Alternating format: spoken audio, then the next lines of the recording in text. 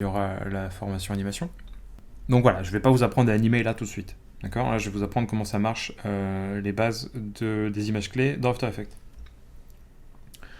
Alors, on va, pour les besoins d'une démonstration, créer 3 boîtes qui vont aller de gauche à droite avec des images clés différentes. Alors,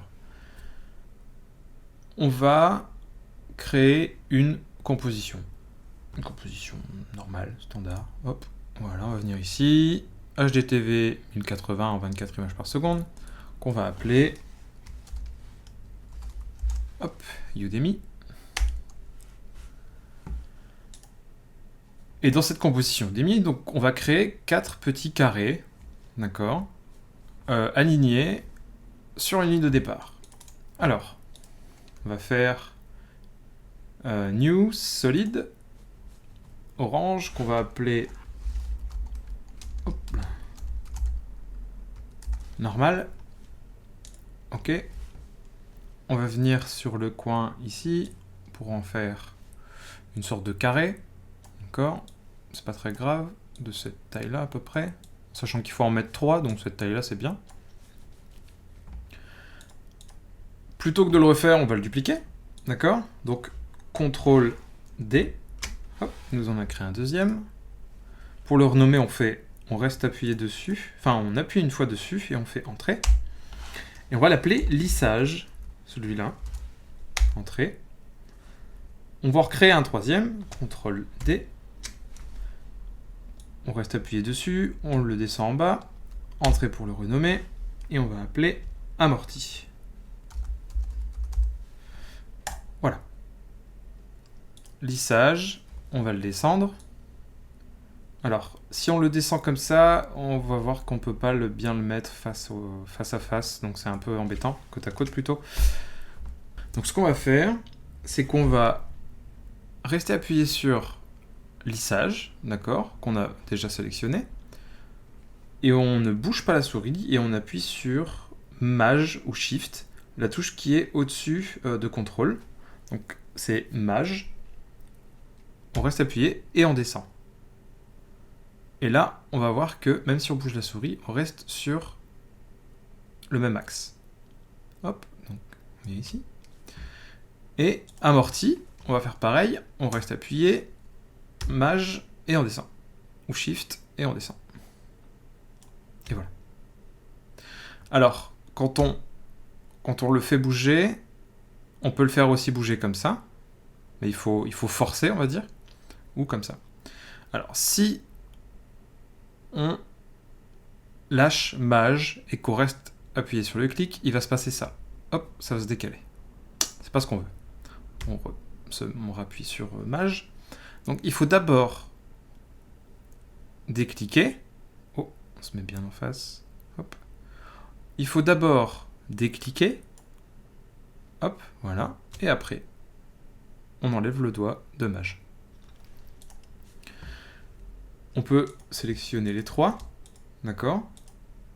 Donc, soit on les sélectionne comme ça, on clique gauche et on sélectionne les 3, soit on vient ici et on reste appuyé sur CTRL, on fait lissage amorti, et là on a sélectionné les 3, toujours en restant appuyé sur CTRL, ou alors, une troisième façon, normal, Shift ou Maj, on descend jusqu'en bas de la liste, amorti, et on appuie une fois. Et il va nous mettre tout ce qu'il y a entre les deux. C'est exactement la même chose sous Windows, c'est les mêmes raccourcis touches. Hein. Donc on sélectionne les 3, on va les remonter un petit peu, voilà, on les place bien, on va les mettre ici. Là c'est notre point de départ, d'accord? 0 frame. Bon, là c'est beaucoup trop long, j'aurais dû le régler avant, tant pis. On va dire que au bout de 1 seconde, ils ont traversé. D'accord? Donc on va à 1 seconde. Hop, on le voit ici, hein. Vous voyez ici. On va faire un marqueur. Hop. On va à 2 secondes. On peut y aller de cette façon-là aussi. Donc on reste appuyé et on va venir glisser le curseur. jusqu'à 2 secondes. Donc plutôt que de mettre un marqueur, je vais mettre la fin du rendu, ici.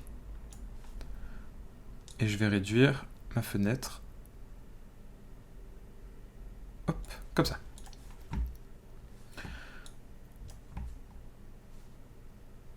On va sélectionner les 3 là. On peut aussi les sélectionner comme ça. On reste appuyé gauche, clic gauche, et on peut les sélectionner.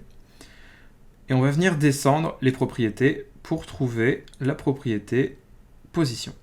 On a position ici, position ici, position ici. Il me les a automatiquement activés ou désactivés parce qu'ils sont tous les 3 sélectionnés. D'accord? Regardez. Voilà. Comme les 3 sont sélectionnés, quoi que je fasse, ça va me répercuter sur les autres. Et là, ce qu'on voit, c'est qu'il nous a créé les losanges en fonction du temps. C'est des keyframes, c'est des images clés. Il nous a créé des images clés. Bon, il y a un autre moyen que d'aller chipoter, d'ouvrir toutes ces cases au fur et à mesure, transformation, tout ça. Il y a un autre moyen qui est beaucoup plus rapide. On sélectionne tout ça. Et pour nous montrer l'outil de position, le keyframe de position, on va faire P. On va appuyer sur la touche P de notre clavier et automatiquement, il va nous montrer position et juste position. Il y a aussi une autre touche qui est importante, c'est la touche U. La touche U va vous permettre, en cliquant sur n'importe quel des calques, vous montrer, quand on appuie sur U, les keyframes qui sont animés, qui ont été activés.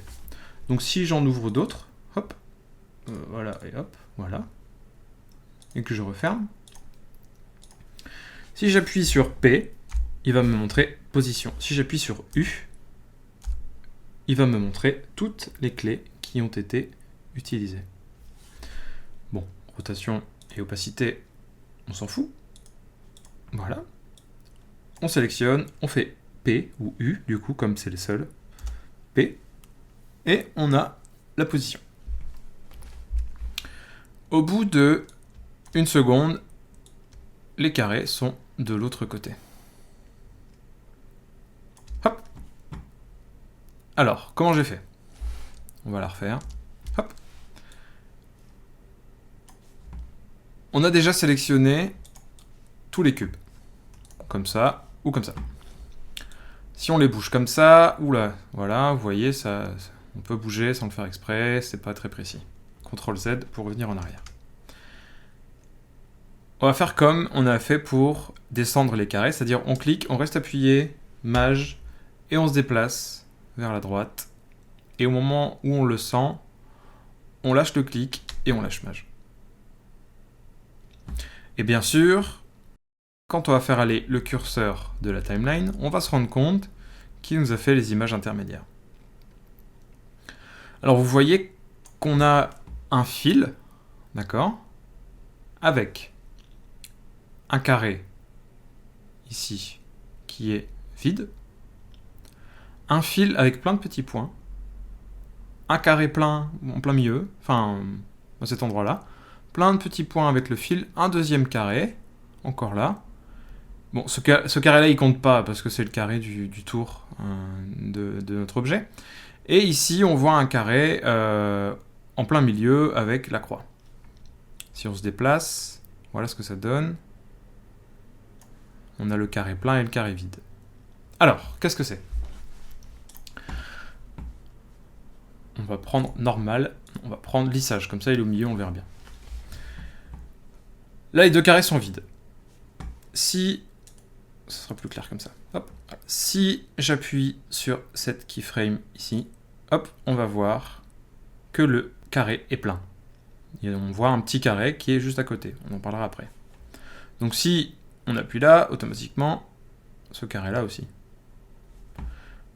Tous les petits points que vous voyez, c'est toutes les images intermédiaires qu'il a créées.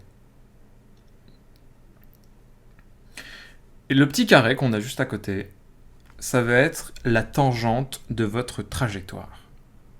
Ça va être le vecteur qui va donner la direction de votre mouvement. Ça veut dire que si on reste appuyé et qu'on joue avec, on va avoir ça. Et là, on va commencer à rentrer dans les courbes de Bézier. Ça, on le verra dans une autre vidéo sur l'animation. Mais au moins, vous savez ce que c'est. Donc, CTRL-Z, une fois, deux fois, on lâche. Ça, on va pas trop chipoter dessus, d'accord? On va se concentrer sur les images extrêmes, les extrêmes qui sont là.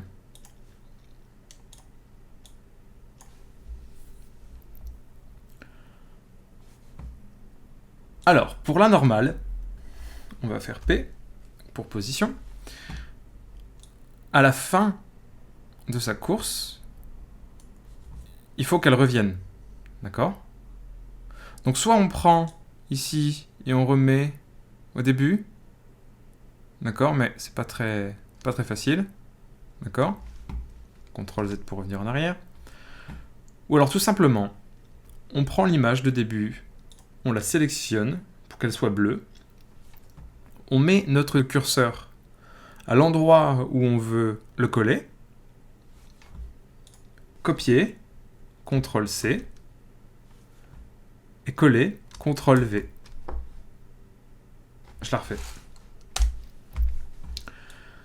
On va vouloir copier-coller cette frame-là, la copier et la coller ici. Parce que, comme notre boîte revient, ça sert à rien de le refaire. On va la sélectionner une fois, CTRL-C et CTRL-V. Il faut être sûr que le curseur soit à l'endroit où on veut que ce soit collé, parce que lui, automatiquement, il va venir le coller à l'endroit où le curseur est. Et on peut voir qu'il nous a fait, hop, le même, mais dans l'autre sens. On va s'entraîner à le faire sur les autres. Hop, CTRL-C, CTRL-V, CTRL-C, CTRL-V. Et quand on va faire la touche 0 de notre pavé numérique, on va voir ça. Donc qu'est-ce qu'on a? On a 3 cubes qui se baladent à la même vitesse de gauche à droite. Le normal, on ne va pas le toucher. Le normal, ça va être notre référence. Donc si on le prend lui tout seul, voilà ce que ça va donner. Petit rappel, lui tout seul, c'est le point blanc juste ici. Ça, c'est notre référence. Ça veut dire que c'est les images intermédiaires sont à la même distance les unes des autres. C'est un mouvement rectiligne, uniforme, en tout cas sur l'aller et sur le retour. Pour le lissage, on va lui demander de commencer assez doucement pour aller jusqu'au bout et venir lisser la fin, donc finir doucement, repartir doucement et arriver doucement. On va changer la vitesse de fin et de début, sans changer la vitesse de toute l'animation. Ça veut dire qu'il va accélérer, ralentir, réaccélérer et re-ralentir. Mais les images clés, elles sont au même timing. D'accord? Ça ne change pas l'animation en elle-même, ça va changer l'accélération de l'animation. Alors il y a deux façons. On peut faire un clic droit ici, faire Keyframe Assistance et faire Easy. Donc le premier c'est entrée et sortie, ici c'est entrée, ici c'est sortie. Le standard c'est pour faire un lissage avant la clé et après la clé. Le in c'est pour en entrée de clé. Donc avant l'image clé, il va nous faire un lissage. Out c'est après la clé, il va nous faire un lissage. Nous on va tout prendre. L'entrée et la sortie. On va faire ici. Ou alors on fait F9. Et on va venir le faire sur toutes les clés. Hop, F9. Déjà, on voit que les points ici sont moins réguliers. Je ne sais pas si vous le sentez, mais on voit que les points, l'espace entre les points ici est plus petit que l'espace qui est au milieu.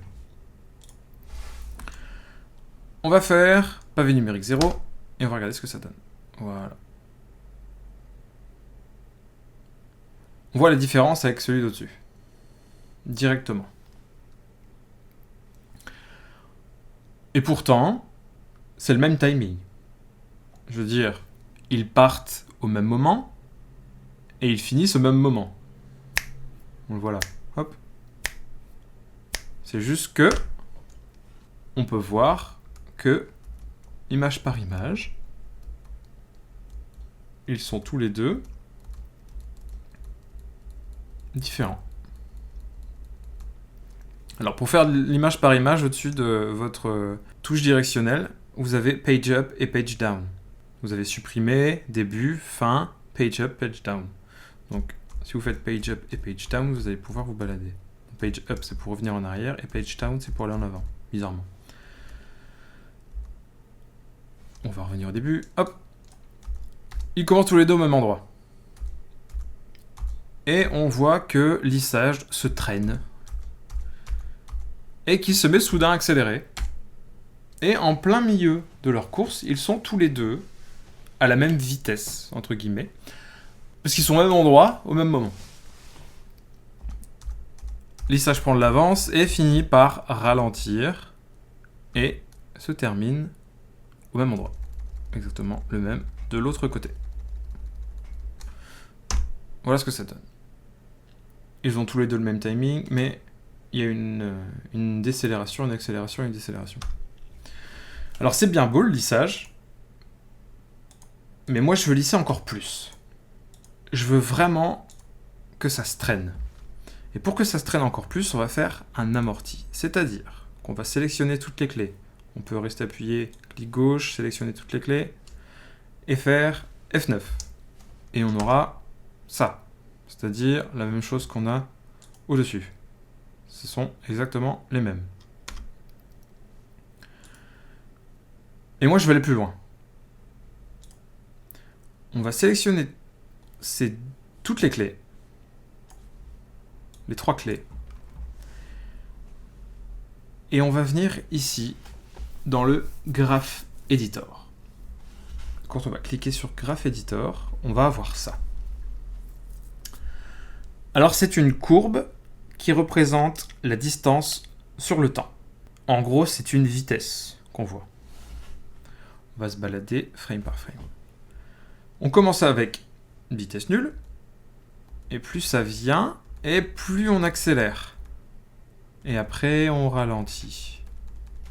Pour finir par une vitesse nulle, qui accélère doucement et qui ralentit. Quand on est sur un graphe comme normal, qu'on va aller voir tout de suite, on a ça, un trait. Parce qu'il n'y a pas d'accélération. On passe d'une vitesse nulle à une vitesse constante. Pour finir par, d'un seul coup, une vitesse nulle par une vitesse constante. Et avec le lissage, alors il faut revenir resélectionner les clés. Hop. Pour sélectionner toutes les clés, il suffit de venir dans position et il va nous mettre les clés, les keyframes. Alors que là, on a une accélération et une décélération. Ce qu'on va faire, c'est qu'on va éditer cette courbe pour que l'accélération et la décélération soient encore plus fortes. On vient ici, on appuie, on fait un clic gauche et on va avoir des points jaunes qui vont apparaître. Comme tout à l'heure, ça ressemble à des tangentes et c'est des tangentes. On va venir la pousser à l'extrême comme ça. Ça veut dire que là, on va avoir une grosse accélération, une longue accélération plutôt, pardon, une longue accélération, et ici, une très courte décélération. Ça va donner ça.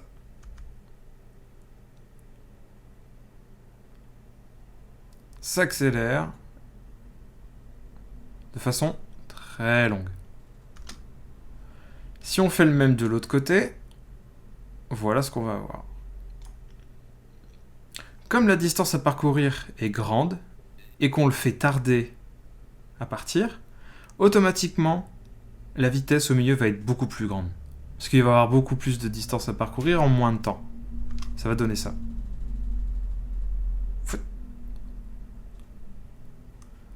On va faire le même de l'autre côté. On le pousse à l'extrême. Et ici, on le pousse à l'extrême aussi. Et voilà ce qu'on a. Et au point de vue des images, on voit qu'on en a une au milieu et que toutes les autres sont extrêmes. Et on peut voir la différence avec les autres. On va enlever le graphe en appuyant ici. Et on a les 3 extrêmes animations de keyframe. D'accord ? La normale, le lissage et le lissage extrême vraiment amorti.